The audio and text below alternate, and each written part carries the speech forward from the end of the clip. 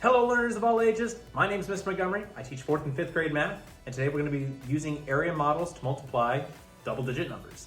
Now, when we talked about area model last time, we were taking a single-digit multiplier times a double-digit multiplicand. So we're going to be doing double-digit times double-digit with an area model. Do you remember what we did when we had a double-digit last time?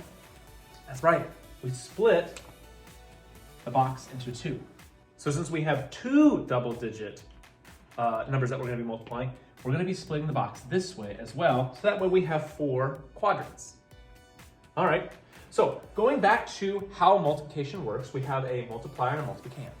Multiplier's job is to multiply. That number is going to be on the far side. Now, we're going to be splitting our numbers into easy, digestible pieces, meaning that we're going to be looking at place value. We have a 1 in the tens place for 14. 1 times 10 is 10. And 4 in the ones place has a value of 4. Same thing with the top number.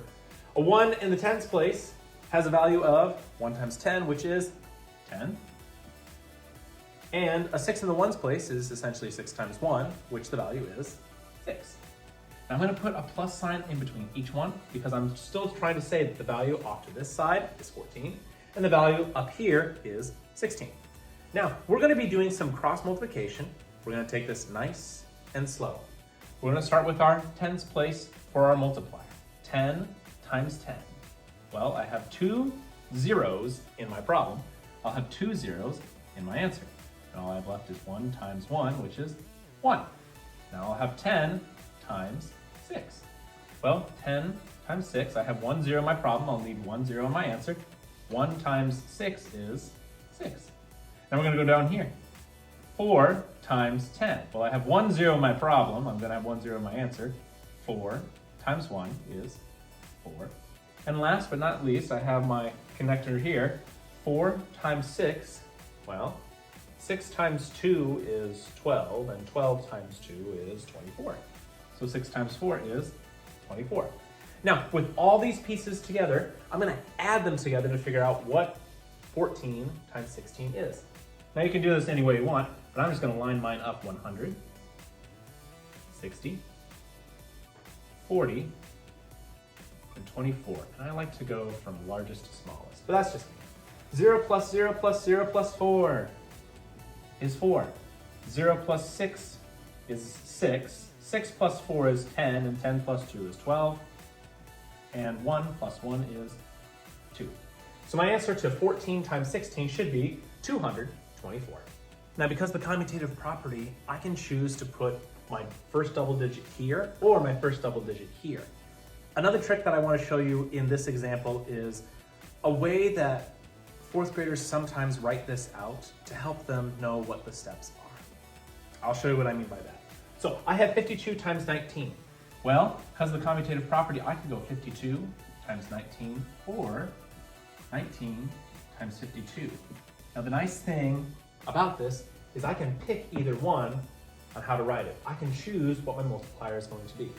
I'm going to keep it as it is read, 52 times 19, which means 52. I'm going to split it into 2 parts. I'm going to look at the tens place. 5 in the tens place is essentially 5 times 10, which is 50. And 2 in the ones place is 2 times 1, which is essentially 2. And I'm going to be looking at 19. I'm going to have 1 in the tens place, so there's 1 times 10, which is 10. And a 9 in the ones place, which is 9 times 1, 9. And make sure I have my addition symbols next to it. And here's what a lot of students like to do. They start here and they multiply these two together. They're going to go 50 times 10 equals. That way it helps them realize that I'm going to multiply this and this when they cross together. Well, I have 2 zeros in my problem. I'll have 2 zeros in my answer. 1, 2, and 5 times 10 is 5. Now I'm going to go 50 and 9. Well, that's 50 times 9. I have 1 zero in my problem. I'll have 1 zero in my answer. 5 times 9 is 45. 10 and 2. So 2 times 10. 1 zero in my problem. 1 zero in my answer. 2 times 1 is 2. And 9 and 2 going this way. So 2 times 9, which is 18.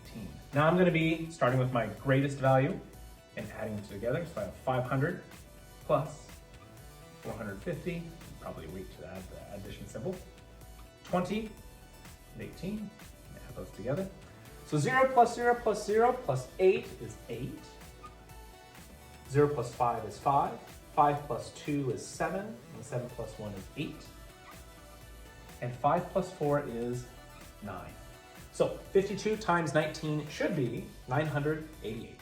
All right, my fourth grade friends, if we look at our practice problems on workbook page 77, you will see that we're going to be doing practice problems number 2 and number 3.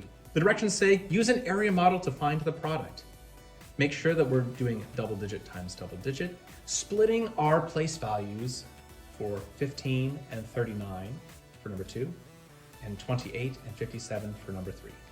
If you have any questions, fourth graders, or just need some extra practice, come and find me tomorrow during math class.